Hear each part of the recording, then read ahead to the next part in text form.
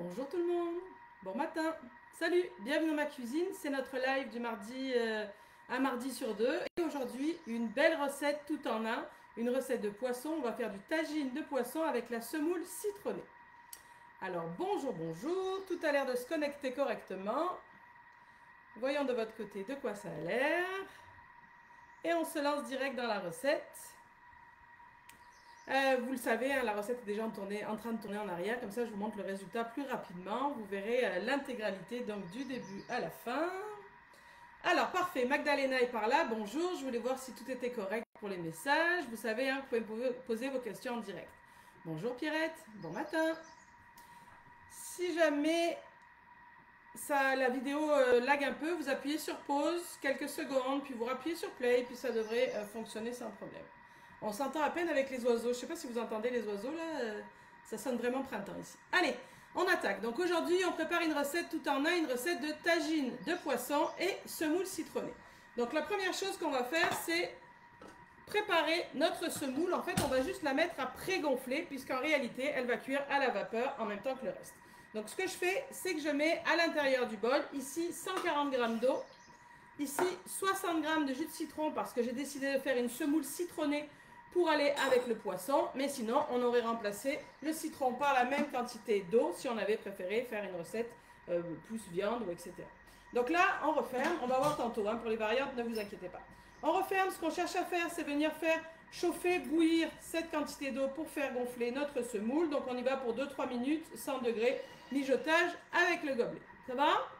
Salut Chantal, salut Valérie, bonjour Daniel. Donc ici la semoule. Dans cette recette, c'est une recette pour, c'est toujours pareil, ça dépend des appétits, 4 à 6 personnes. On a 350 g de semoule. C'est de la semoule sèche, semoule moyenne sèche. Pour les Québécois, parce qu'en Europe c'est un peu plus populaire, c'est ce genre de choses par exemple. Semoule moyenne, comme ça, c'est ça que j'ai utilisé sèche, d'accord? Donc là, notre eau, notre jus de citron est en train de chauffer. Ce que j'ajoute simplement, ici, vous le voyez, une cuillerée à thé de sel et une cuillerée à soupe de persil déshydraté. J'aurais pu ajouter du persil frais, il aurait fallu le hacher avant de commencer la recette. J'ajoute également un petit 20 g d'huile d'olive. Et on va laisser ça comme ça, parce qu'une fois que mon eau sera chaude, je viendrai rajouter dans ma semoule. Ici, j'ai une cuillère, mais j'ai aussi une fourchette, ce qui va me permettre de mélanger correctement l'eau qu'on va rajouter à la semoule et dégrainer.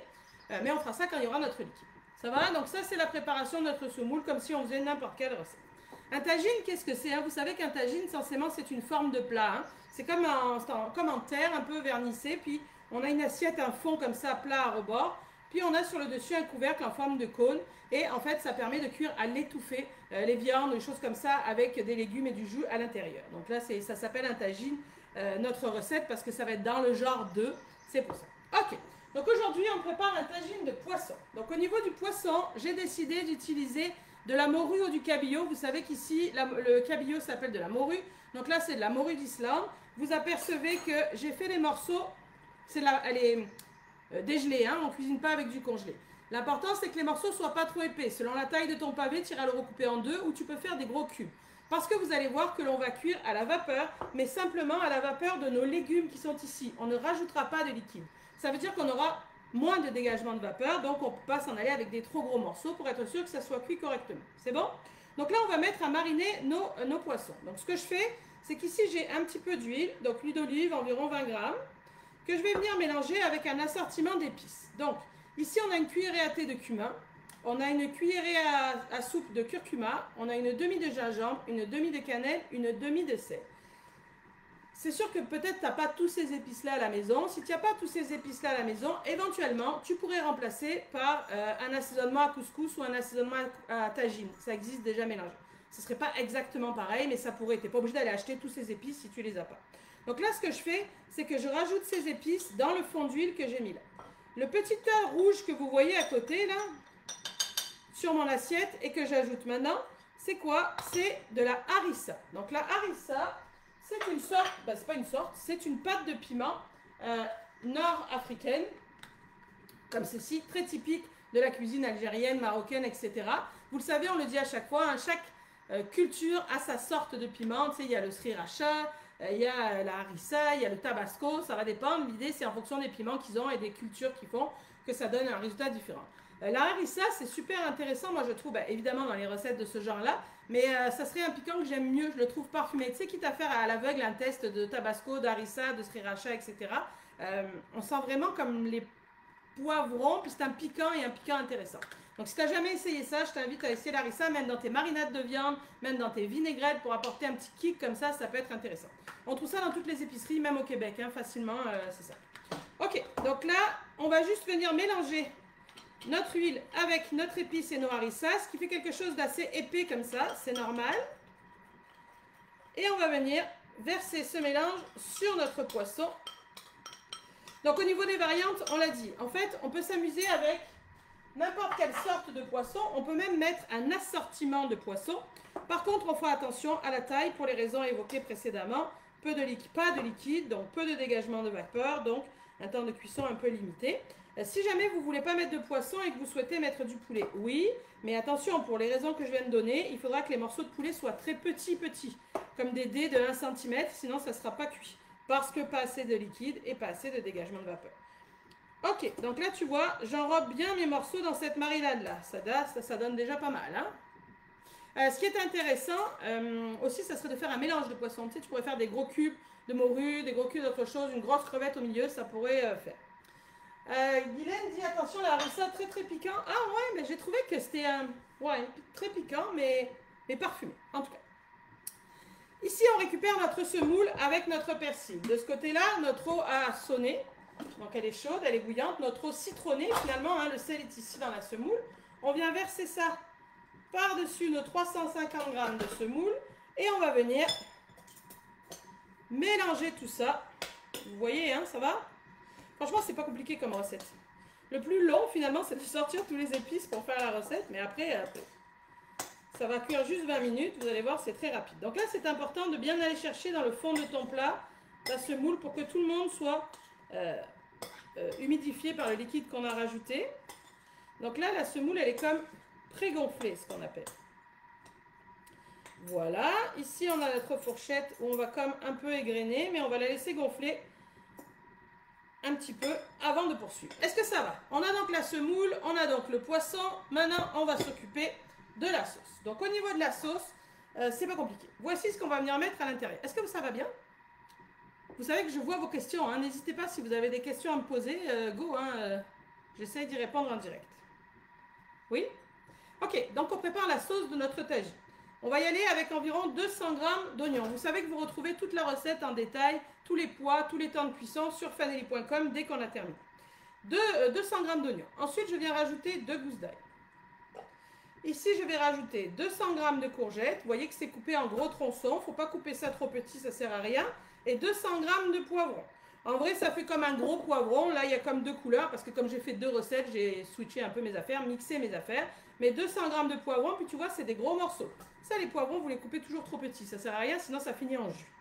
Ensuite, on a besoin de venir rajouter de la tomate. Donc, on va utiliser, alors c'est sûr qu'en saison, ce sera encore mieux, ça s'approche.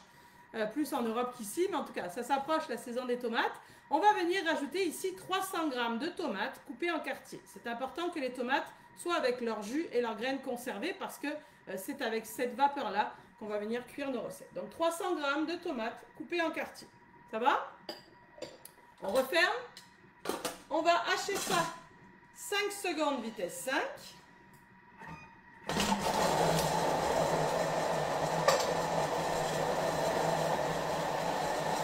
Puis, on va venir rajouter nos épices, un peu d'huile d'olive.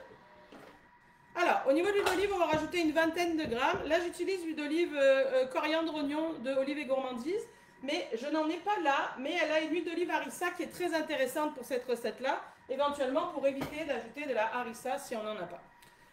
Ok, donc, ça c'est notre base de légumes de notre recette, d'accord?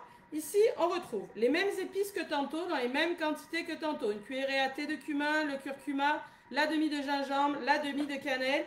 Si tu n'es pas fan de cannelle, ça ne goûtera pas trop, ça ne goûtera même pas. Je veux dire, je te recommande de mettre quand même la cannelle et de mettre quand même le gingembre parce que c'est ça qui donne le parfum général de la recette. Tu sais, c'est comme quand on cuisine asiatique, ça prend de l'ail, ça prend du gingembre, ça prend du soja. Même si tu n'aimes pas ça, séparément, c'est ça qui donne le parfum asiatique. Ben là, c'est pareil, donc je t'invite à les mettre une demi-cuillerée à thé. Pour tout ça, c'est vraiment pas beaucoup.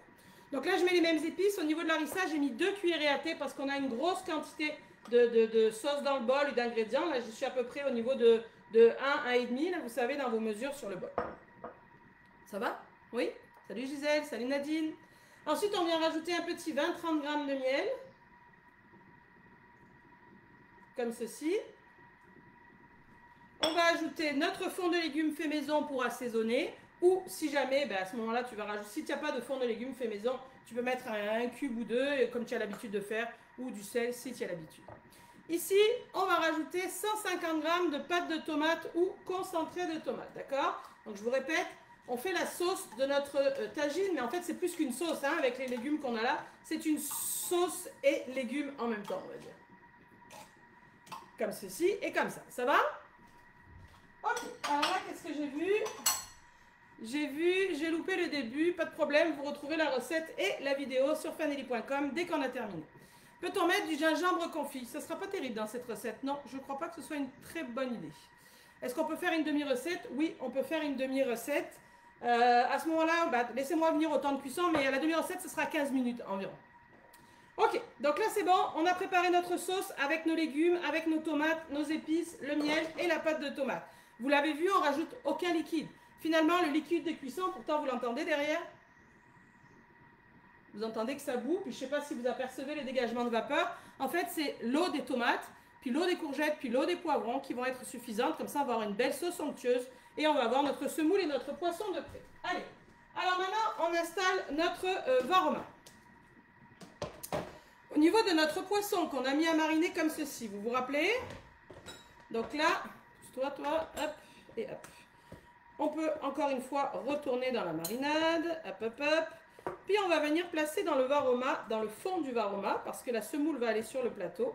Et on va placer ce que j'appelle en étoile, pour toujours, comme d'habitude, laisser un espace au centre pour la circulation optimale de la vapeur. On ne veut pas tout boucher les trous, vu qu'ils ne sont qu'au centre du fond. Je le place et après je vous montre, parce que ben, c'est ça, vous ne voyez pas forcément. Vous voyez que je retourne un peu dans ma marinade.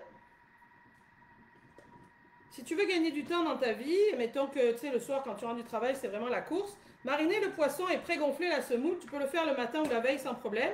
Arrivé du travail, tu n'as qu'à jeter tes légumes à l'intérieur et c'est plié. Oups. Attendez voir, j'ai un problème ici. Est-ce que vous m'avez? C'est bon? J'ai eu un problème technique. Je pense que c'est correct pour vous. Dites-moi donc si vous ne m'avez pas perdu. Est-ce qu'on peut mettre du saumon? Oui, on peut. Moi, je trouve que c'est un peu dommage parce que c'est quand même très... épicé dans le sens, il y a beaucoup de goût d'épices, c'est un peu corsé comme parfum, pas piquant forcément, mais corsé. Je trouve que ça tue un peu le saumon, mais éventuellement. Ou à choisir, mettre comme quelques cubes de saumon, quelques cubes de morue, ça pourrait être intéressant. Ok, merci, vous ne m'avez pas perdu, tout va bien. Ok, regardez, vous voyez, c'est ça quand je vous dis de mettre en étoile. Comme ça, on a bien la vapeur qui circule ici, elle va circuler un peu sur les côtés, mais elle va circuler ici et ça va bien aller. Ensuite, je replace le plateau sur le dessus. Je viens rechercher ma semoule qui a pré-gonflé. Puis, je vais venir... Tu vois, là, j'ai un peu de mal. Je sais pas, à l'image, ça ne rentre pas, mais tu sais, j'accroche dans le fond, c'est normal. Elle a gonflé. Donc là, je m'en vais la défaire. Je viens comme ratisser un peu pour éviter d'avoir des paquets, des grumeaux de semoule. Comme ça, comme ça. Donc, comme on dit depuis tout à l'heure, à date, elle est pré-gonflée. Puis la fin de la recette va finir de la réchauffer. Et comme on dit, vu qu'il n'y a pas beaucoup de liquide, pas beaucoup de vapeur, elle ne sera pas surcuite. Et voilà. Donc là, on prend notre semoule et on vient placer ça sur le dessus.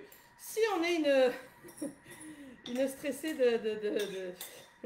des trous du varoma, on peut venir mettre, si on veut, un papier parchemin au fond. C'est sûr que certaines grains de semoule vont passer au travers et aller un peu sur mon poisson, mais vous allez voir que ce n'est pas dramatique. Moi, je trouve que c'est du temps perdu d'aller chercher un parchemin pour faire ça.